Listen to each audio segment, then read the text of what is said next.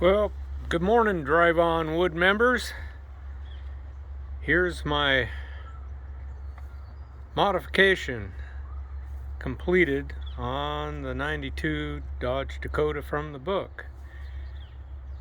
This here is a motorcycle carburetor, which I cut the bowl off the bottom and modified it. So that's the butterfly valve. And here's where my wood gas down here. Here's where my wood gas control is, right down there.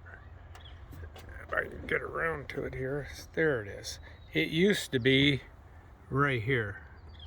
I moved it down here so I could come up and tee off of it for my filter, but also tee off again right here, and it goes right on through over to the other side. The headers, the two-inch headers are common still, and this is where my new gas supply comes in and goes through my carburetor butterfly and into the mixing chamber. Here's my other gas intake, 2-inch line coming in to the 1 7/8 butterfly opening here on this Ford throttle body.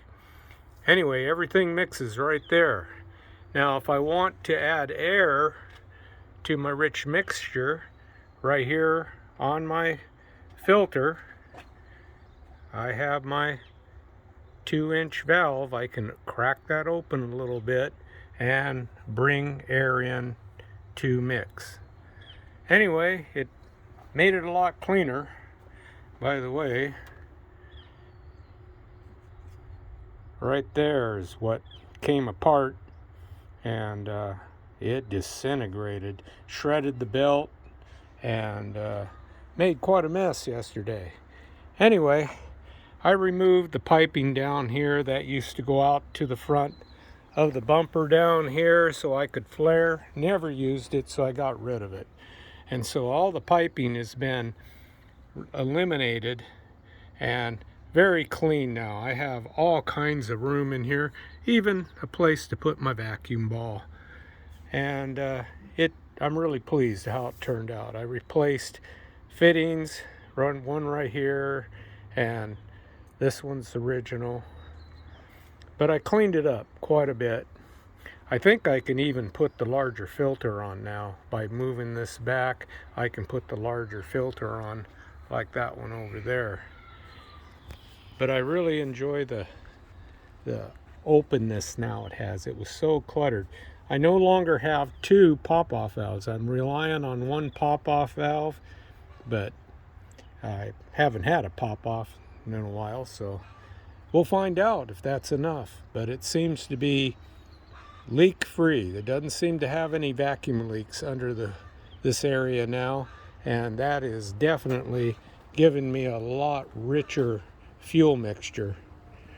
Back here, there's what's left of my belt, and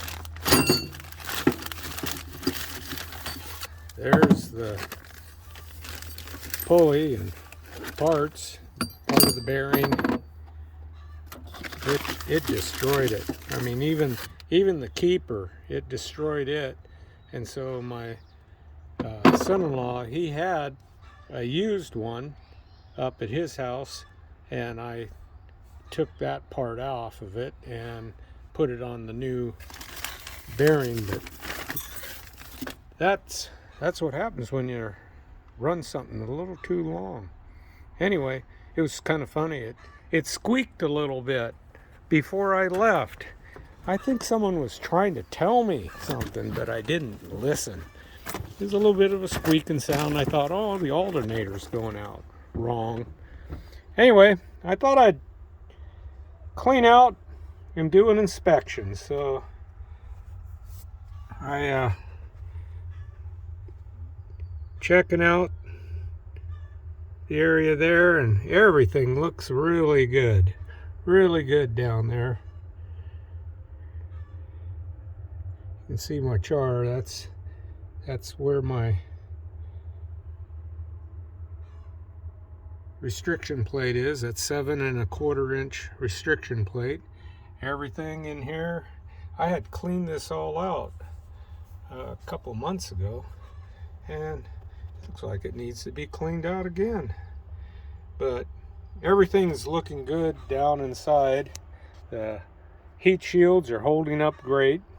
The washers down here on the those are stainless steel heavy-duty washers I welded on the outside. You can see they're starting to take a little beating there, but that's why I had them put on, so they'd take a beating and a little bit better than just mild steel. Anyway, this is the next project. I'm gonna replace that whole ring there. It's pretty well shot. It's kind of sticky now, and I'm gonna put in a new rope in there, and stove rope with the red silicone on it, and then I'll have that all repaired. It doesn't leak, but it comes apart. When I open the lid, it comes loose. It came loose right up there this morning, and so that's kind of annoying. It seems to want to just stick to this. I've tried shining this all up and everything, and it still sticks. So need to put in something a little different than what Chris used. Anyway, here's for Marcus. You can see the clamps that I'm using. These are a muffler clamp, and I've got them. I put a little bit of aluminum tape around it with silicone inside, and it does not leak a bit. And you can release it, take them off, uncouple it really easy if I need to. Anyway, everything on the blower system is working fine. It's nice to have that kind of vacuum to start it up. Boy, I can crank up that Kirby and it really sucks some air. Anyway, everything else looks pretty good on it. The controls now are the way it works on the controls here. This is still, that takes my throttle body, Ford throttle body, in and out of service. You can see it moving up there. And when it's in service. When I pull it, it's out of service. This is my passenger side gas control, and this is the driver's side gas control right there. And when everything's pushed in, it's in service. This is my air control right here. And so when I push it in, it's closed. Push it in, it's open. Push it in, it's open. If I push it in, it's in service. It can operate off of the normal throttle body on the truck. Now down here, this is the one that when I push that, it's closed, and that's the extra gas on that 1¼ inch valve that adds extra gas. If I pull it, it starts to open. And so when I'm running, this is the normal configuration. Full open, going down the highway, close, close, pushed in, I should say pushed in, pushed in. And if I want a hybrid, I can just turn on my gas, and I'm hybriding. And of course I have to readjust down here on the old distributor. But anyway, everything's looking good. I'm happy with it. It's running good.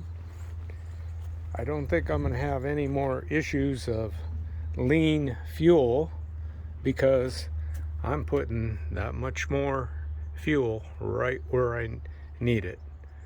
Extra gas going in, and it's did the trick. I can richen it up and go down the highway with it running rich the whole time.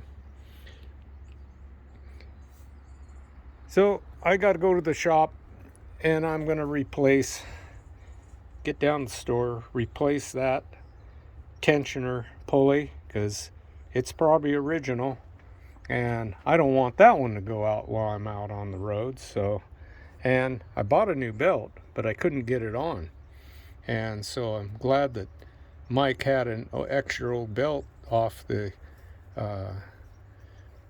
5.2 engine up at his place. He gave it to me with his old pulley. I didn't use his old pulley, but I had to use the belt because the new one wouldn't fit. And I think they gave me the belt, a shorter belt, because I told them I had an air conditioner, but they might have grabbed the belt that shows it routed right here without an air conditioner. I think they gave me the shorter belt. Anyway, I'll go down and check on that. So, you guys have a wonderful day, and thanks for watching. This is Bob Mack out.